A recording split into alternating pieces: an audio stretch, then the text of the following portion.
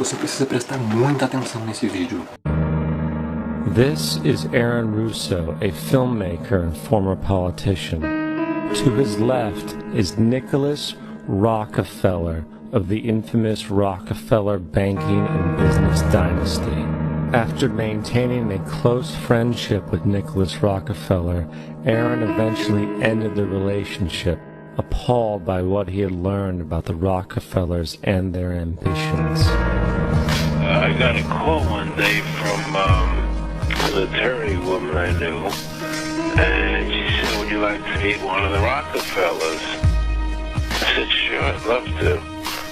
And we became friends, and he began to divulge a lot of things to me. So he said to me one night, he said that there's going to be an event there, and out of that event, you're going to see we're going to go into Afghanistan, so we can run pipelines from the Caspian Sea. We're going to go into Iraq to take the oil and establish a base in the Middle East, and we're going to go into Venezuela and try and get rid of Chavez. And the first two they've accomplished. Chavez they didn't accomplish. And he said you're going to see guys going into caves looking for people that they're never going to find. You know, he was laughing about the fact that you have this war on terror. There's no real enemy. He's talking about how by having this war on terror, you can never win it because it's an eternal war. And so you can always keep taking people's liberties away. And I said, how are you going to convince people that this war is real? He said, but the media. The media can convince everybody it's real. I mean, you know, it's just that you keep talking about things. You keep saying it over and over and over again. And eventually people believe it. You know, you created the Federal Reserve in 1913 through lies. You create 9/11, which is another lie. Through 9/11, then you're fighting a war on terror. And now all of a sudden you go into Iraq, which was another lie. And now they're going to do Iran. You know, and it's all one thing leading to another, leading to another, leading to another. Now, I would say to them, what are you doing this for? What's the point of this thing? You have all the money in the world you ever want. You have all the power. I said, you know, you're hurting people. It's not a good thing. And he would say, what do you care about the people for? Take care of yourself and you take care of your family.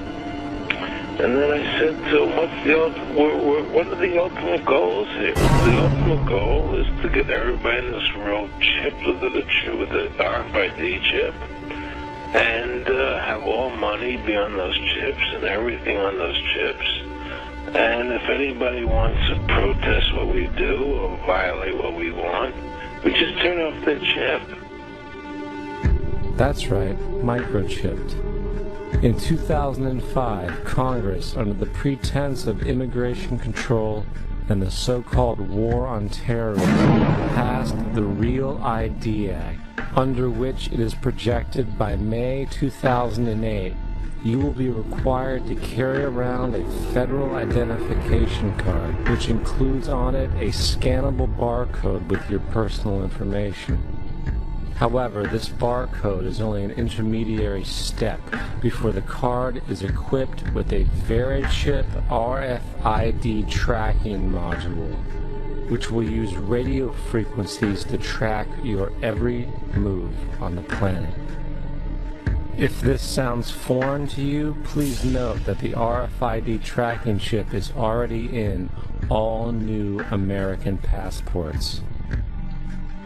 And the final step is the implanted chip, which many people have already been manipulated into accepting under different pretenses. We have a Florida family who are really pioneers in a brave new world.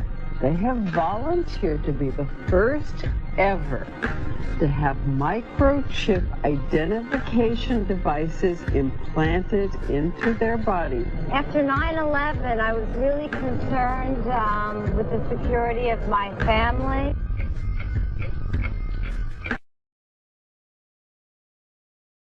Imagine chip que funciona dentro do corpo humano e armazena todas as informações sobre a pessoa.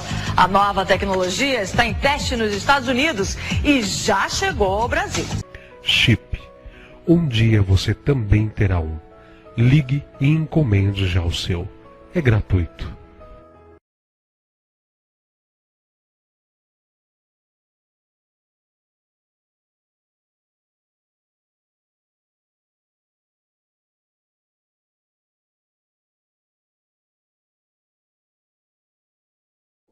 The ultimate goal that these people have in mind is the goal to create a one-world government run by the banking industry, run by the bankers, and they're doing it in sections. The European currency, the euro, and the European Constitution is one part of it.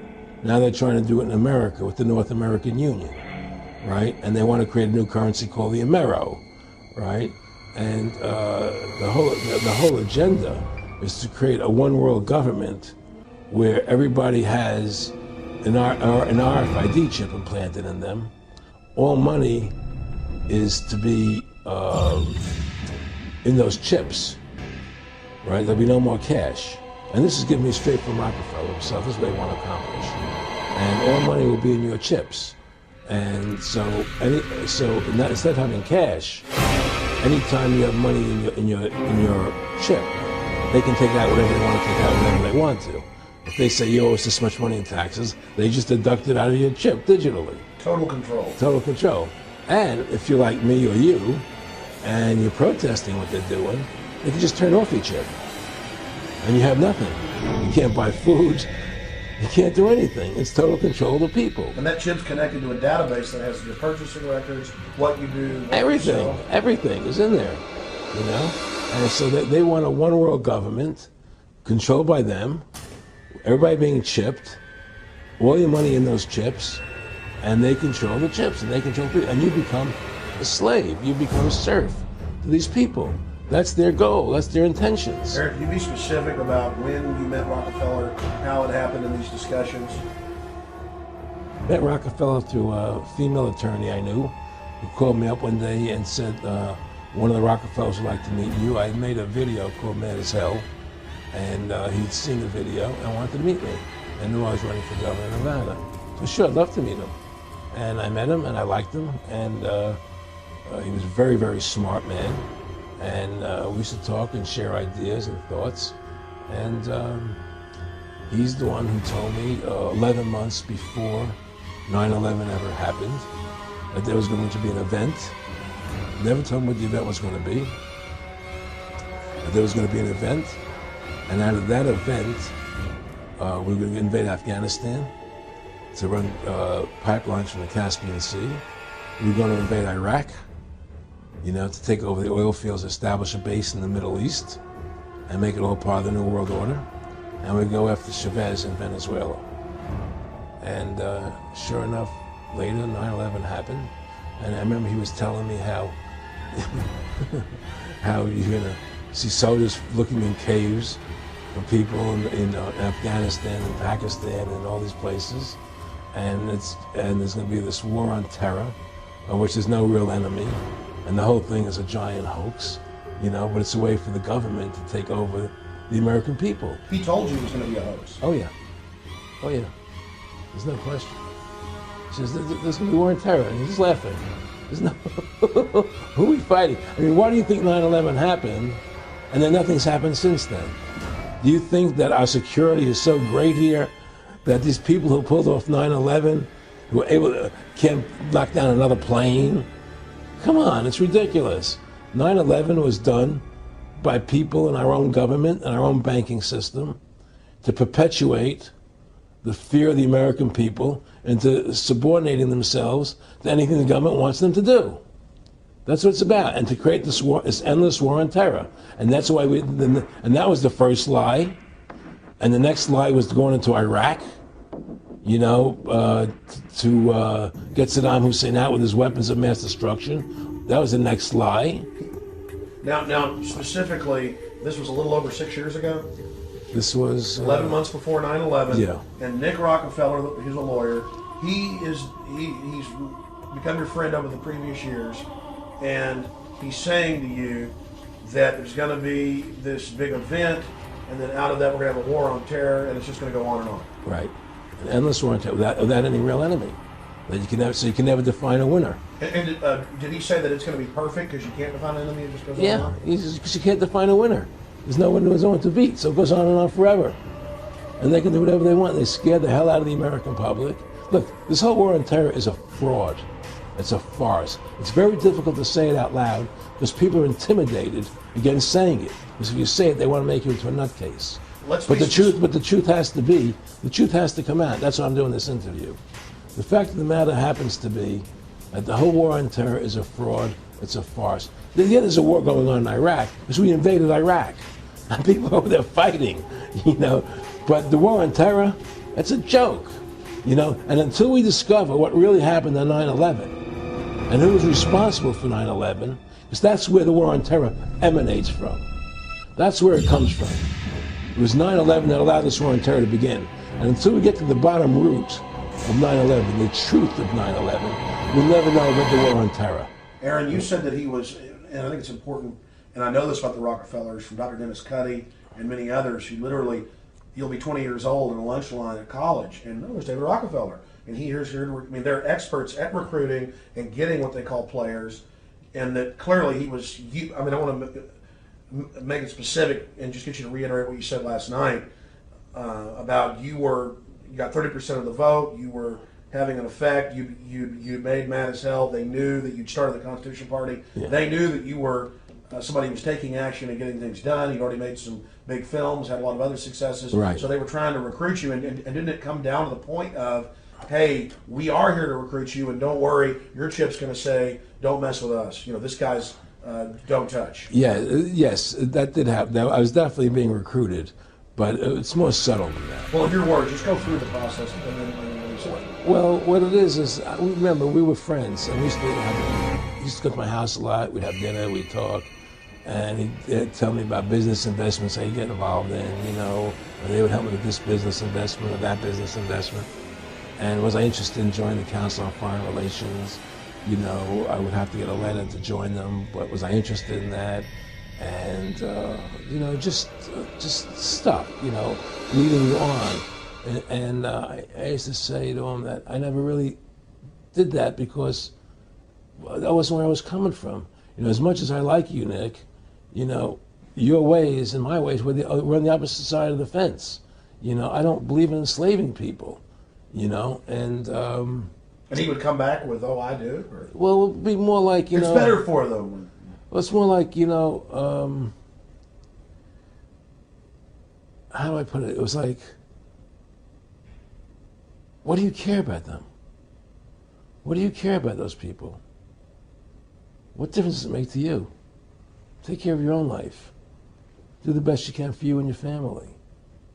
What do the rest of the people mean to you? They don't mean anything to you. They're just serfs. They're just people. You know, it was just a lack of caring, you know, and that's just not who I was. It was just sort of like cold, you know. It was just like cold, you know. And I used to say to him, what's the point of all this? You have all the money in the world you need. You have all the power you need. What's the point? You know, what's the end goal? And he said the end goal is to get everybody chipped, to control the whole society, to have the bankers, the elite people, you know, the bankers and some governor controlling the world. And I said, do all the people in the Council on Foreign Relations believe this way you do? He said, no. You know, most of them believe they're doing the right thing. A lot of them believe it's better off being socialistic. You know, we have to convince people that socialism is really capitalism. Because America's becoming a socialist country. It's a communist country today. Well, one of the things they told me was that he was at the house one night, and we were talking, and he started laughing. He said, Aaron, what do you think women's liberation was about? And I said, I had pretty conventional thinking about it at that point. I said, I think it's about women having the right to work, getting equal pay with men, just like they won the right to vote, you know? And he started to laugh. He said, you're an idiot. And I said, why am I an idiot? He said, let me tell you what that was about. We, the Rockefellers, funded that. We funded Women's Lib, you know? And we're the ones who got all over newspapers and television, the Rockefeller Foundation. He says, and you want to know why? He said, there were two primary reasons. And they were, one reason was we couldn't tax half the population before Women's Lib. And the second reason was, now we get the kids in school at an early age. We can indoctrinate the kids how to think. It breaks up the family. The kids start looking at the state as the family, as the school, as the officials, as their family, not as the parents teaching them. And so those are the two primary reasons for Women's Lib, which I thought up to that point was a noble thing. You know, when I saw their intentions behind it, where they were coming from when they created it, and the thought of it, I saw the evil behind what I thought was a noble adventure.